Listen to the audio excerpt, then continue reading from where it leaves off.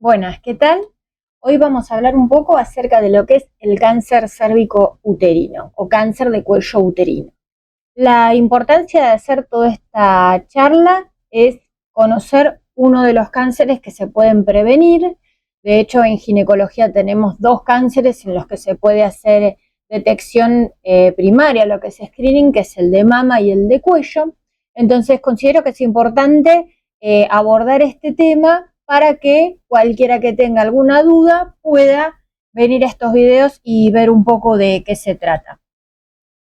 Obviamente el cáncer de cuello se puede prevenir porque es una enfermedad que tarda muchos años en desarrollarse.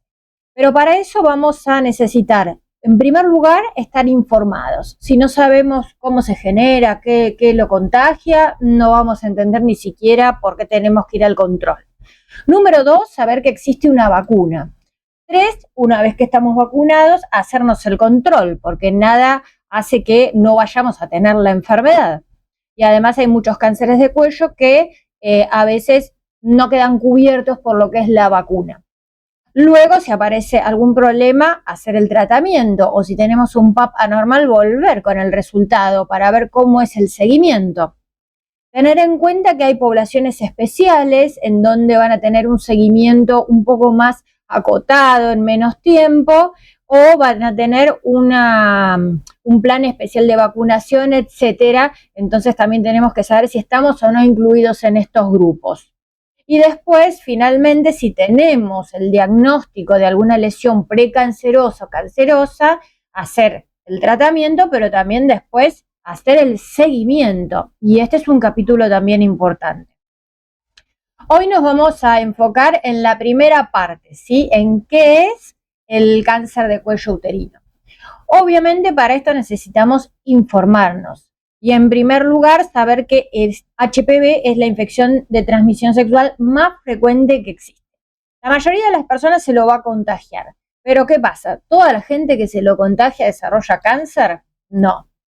Sin embargo, vemos que en Argentina mueren 2.100 mujeres al año por cáncer de cuello. Una locura total, porque estamos diciendo que es prevenible. Y se diagnostican 4.500, así que por lo menos la mitad llega al tratamiento, pero la otra mitad, ¿qué pasó? ¿Sí? ¿Por qué mueren estas mujeres? Entonces, sabemos que es la primer causa de muerte en los países de vía de desarrollo y eso ya nos da una pauta, ¿no? De qué está pasando, porque si estamos en vías de desarrollo estamos hablando también de un acceso a lo que es sistema de salud. Por lo tanto, un motivo va a tener que ver algo de eso. Y obviamente lo que necesitamos es bajar la incidencia, que es la cantidad de casos que va a haber por año, y cuando haya casos, bajar la mortalidad. ¿Y qué herramientas tenemos para poder hacer esto? Tenemos lo que es el screening, que es la detección con HPV o con PAP de lo que son las lesiones precancerosas, y hacer el tratamiento. Pero sin embargo, esto vemos que está fallando porque las mujeres siguen muriendo. Entonces, ¿qué es lo que pasa con el virus del HPV? Nosotros lo que tenemos en una primera instancia es un contagio, ¿sí? Esto se detecta con el test de HPV. Esto no significa enfermedad. Muchas veces el virus aparece y después se va a lo que se llama el clearance. Pero si empieza a persistir, si no se elimina, empieza a ver lo que es un fallo en lo que es la respuesta celular. Y ahí es donde va a aparecer el PAP con alteraciones, que al principio van a ser de bajo grado y luego de alto grado, que son en donde las que hay que buscar lesiones y tratar. Esta progresión que vemos acá se da a lo largo de años, décadas. Por eso es muy importante hacer los controles. Y es otro motivo por el cual también los controles se hacen espaciados cuando dan negativo, que vamos a ver más adelante.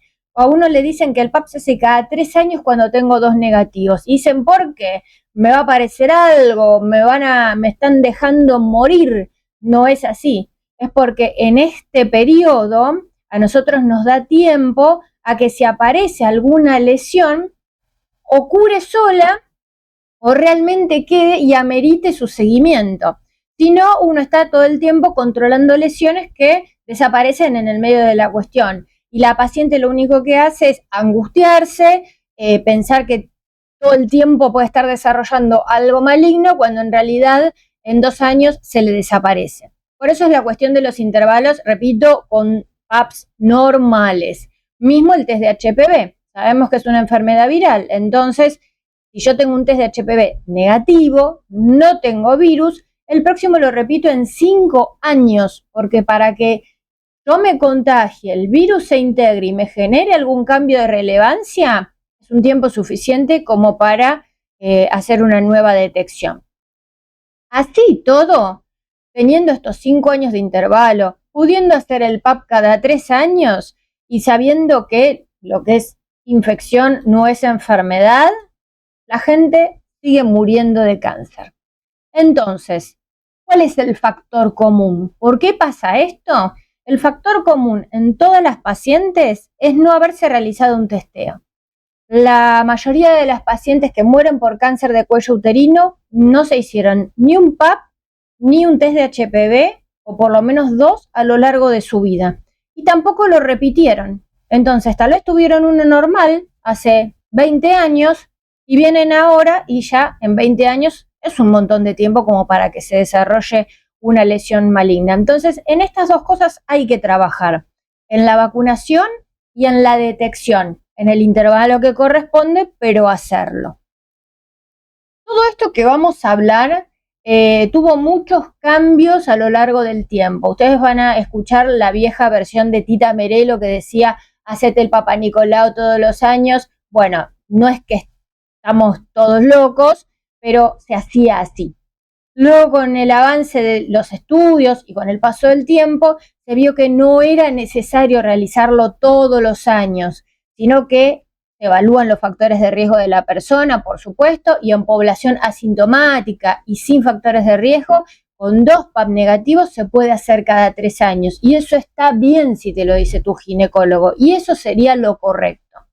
Ahora, el test de HPV no existía en esa época, ahora apareció, se sabe que la enfermedad es viral, entonces si yo tengo un HPV negativo no voy a requerir tantos controles seguidos. De hecho, el PAP ni siquiera requiere hacerse. Eso es otro concepto que lo vamos a ver más adelante.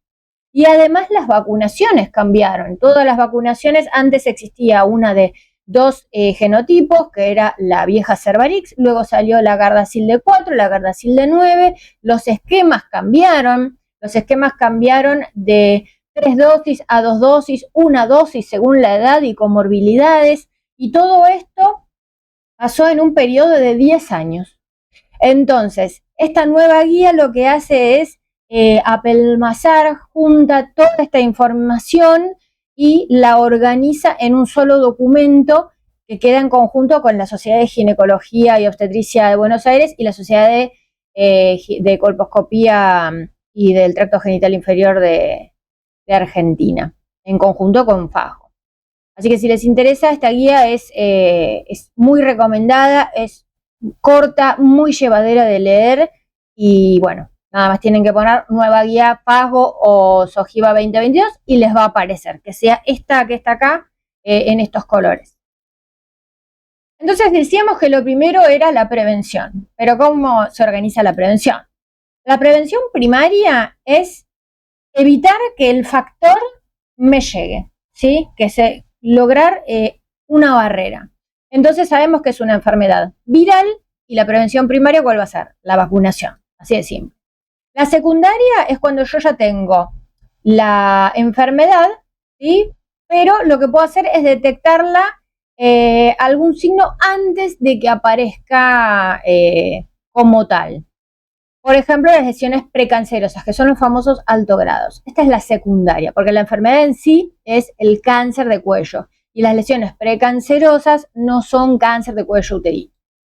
Y luego tenemos lo que es la terciaria, que es una vez que tenemos la enfermedad, obviamente hacer el tratamiento correspondiente y evitar las complicaciones y las secuelas o las recurrencias de quienes ya hayan tenido el cáncer cervicouterino. Pero nosotros nos vamos a estar enfocando en esta parte que es la de todos los días del consultorio y es la que le corresponde más que nada al paciente, porque si el paciente no va a vacunarse, si el paciente no va a hacerse el control, esto se pierde. Y es lo que vimos, que el factor común era que la persona no va al control. Entonces, la OMS en su momento plantea objetivos. Pero ¿qué pasa? En el mundo real estos objetivos tienen sus fallas.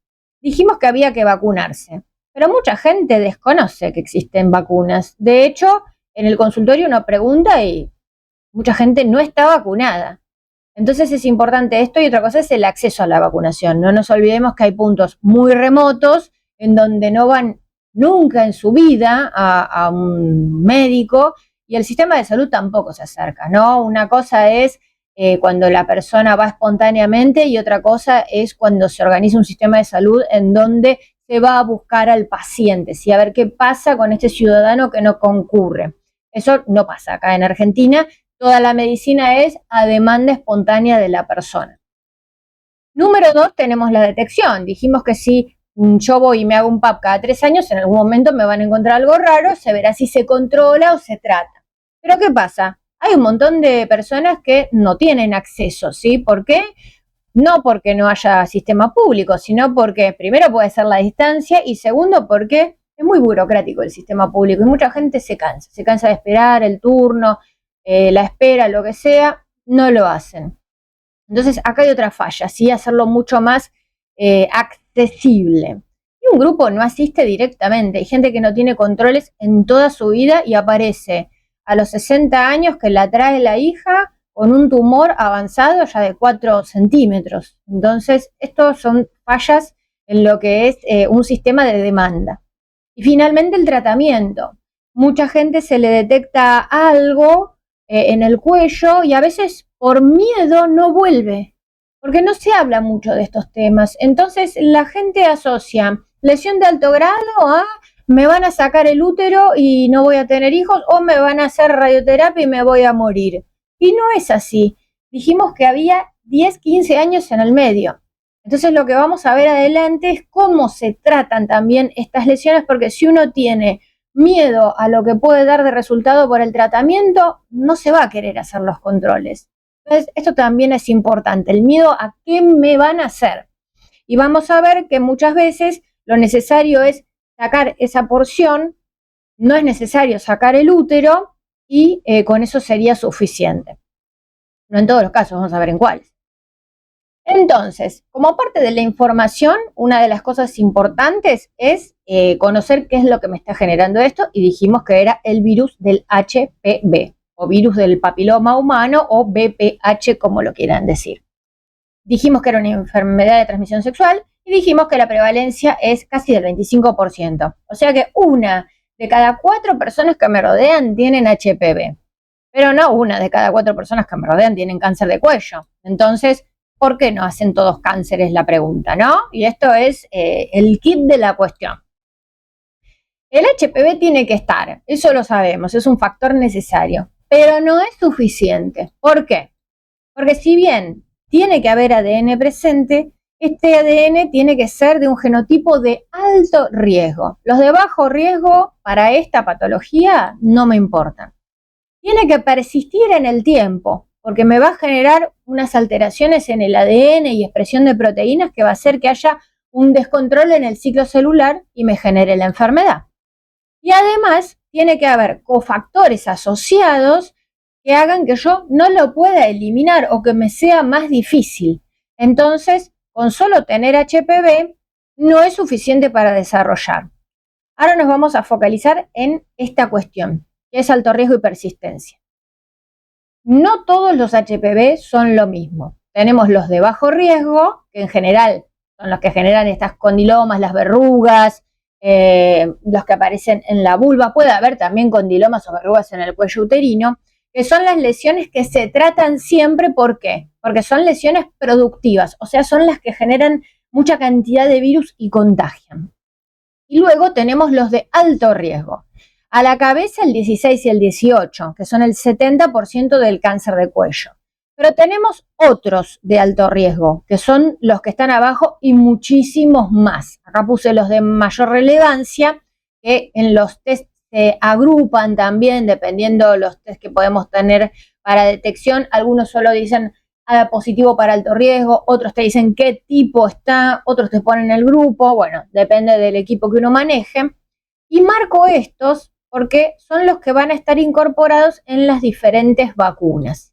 ¿Y esto por qué se incorporaron luego? Porque el 70% está relacionado con 16-18.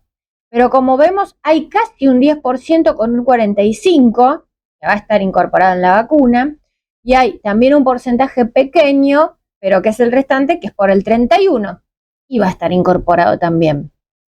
Entonces, es importante la vacunación, obviamente.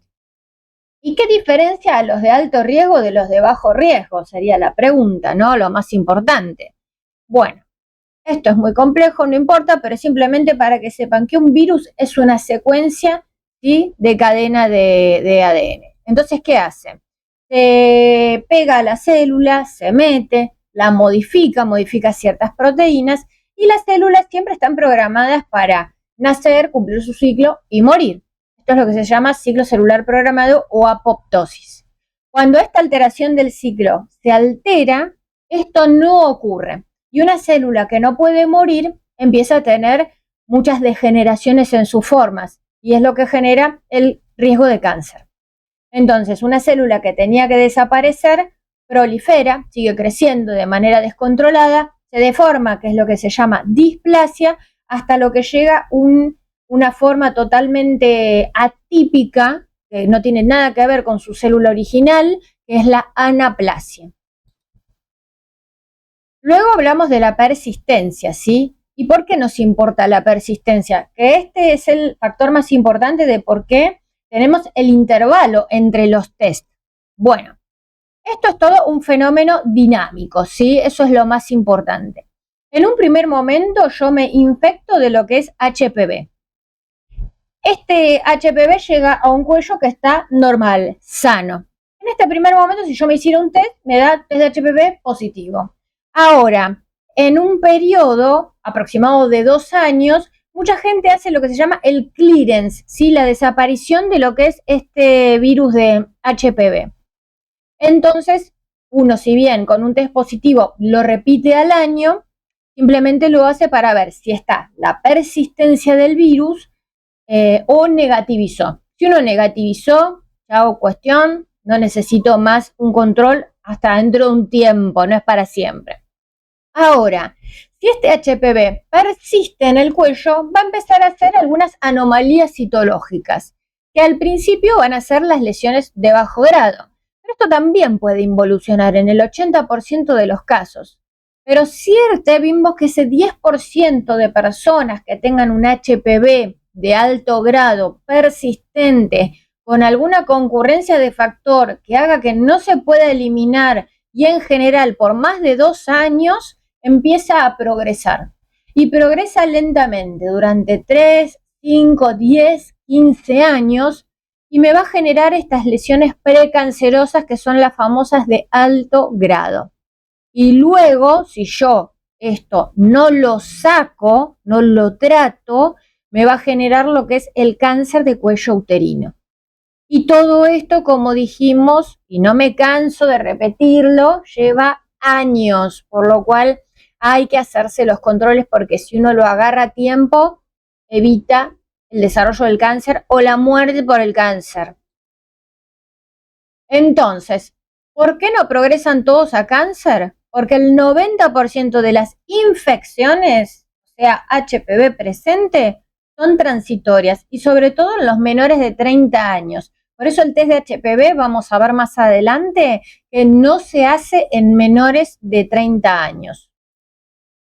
Una vez que me empieza a generar alteraciones celulares, el 80% de las lesiones de bajo grado involucionan, vuelven para atrás, curan solas, a veces en un periodo de 1 o 2 años, a veces un poco más. Y este 10% que persiste con un genotipo de alto riesgo es el que me va a desarrollar el cáncer de cuello. Entonces hay que estar atento en esta población. Esta es la población que busco. Yo no hago PAP para que no me dé nada. Yo no hago test de HPV para que no me dé nada. La paciente no es Sí es de relevancia, por supuesto, tiene que volver en el tiempo indicado, pero yo lo que busco es encontrar estas pacientes porque el objetivo de todo esto es que no mueran. Como dijimos, tiene que haber también un cofactor de persistencia, porque ¿por qué hay gente que lo elimina y gente que no? Bueno, el factor más importante hoy en día de persistencia es fumar. Uno sabe que la persona que fuma le va a costar muchísimo más que elimine el virus de HPV. De hecho, aumenta la recurrencia cuando hay un tratamiento de carcinoma en que vuelva a tenerlo. Es tremendo el cigarrillo para el cuello, porque este estado de no oxigenación y de oxidación le da un microambiente perfecto para que el cuerpo no pueda funcionar. Después tenemos todos los estados inmunocompetentes. Por supuesto, como dijimos, es una enfermedad viral, entonces todo lo que afecte la inmunidad, ya sea HIV, inmunosupresores, corticoterapia, un montón de enfermedades que aparecieron después listadas, como la artritis idiopática juvenil, el lupus, etcétera, va a hacer que cueste mucho, entonces esta población va a requerir un seguimiento especial. Y cuando uno tiene muchas infecciones seguidas en lo que es el tracto vaginal, si bien no va a requerir un seguimiento especial como en el caso anterior, hay que tener en cuenta que todo este microambiente de oxidación y del pH que cambia y de inflamación evita que se pueda eliminar el virus también. Entonces, ¿qué vimos en esta etapa? La parte general, ¿sí? Todo lo que es información. La cantidad de gente que se muere por año, por qué se muere, qué es el HPV, el tiempo que tengo para detectarlo, los modos que tengo, por qué concurrir al médico, porque si no tengo esto en la cabeza de que yo tengo que ir a vacunarme, de que tengo que ir a hacerme los controles, que si algo sale mal me tengo que animar a hacer el tratamiento y tengo que evitar todo aquello que puede hacer que no se elimine, dejar de fumar, hacer ejercicio, llevar una vida sana, ya empezamos mal del inicio. Entonces, esto es fundamental. Como dijimos, es un fenómeno dinámico, entonces en todo este tiempo que se da la infección, es fundamental que uno lo enganche al paciente en alguno de estos episodios. Es la verdad una lástima cuando un paciente viene en este episodio de cáncer, no porque no se pueda curar, en muchos casos se hacen los tratamientos, por supuesto, pero se perdieron varias chances previamente de haber detectado algo previo. Entonces, ya que tenemos ahora la información de base, estamos en condiciones de pasar al próximo capítulo, que va a ser la prevención primaria, que va a ser vacunarme, pero ¿con qué? ¿Sí? Eso lo vamos a ver en el próximo video y por ahora nada más, nos estamos viendo.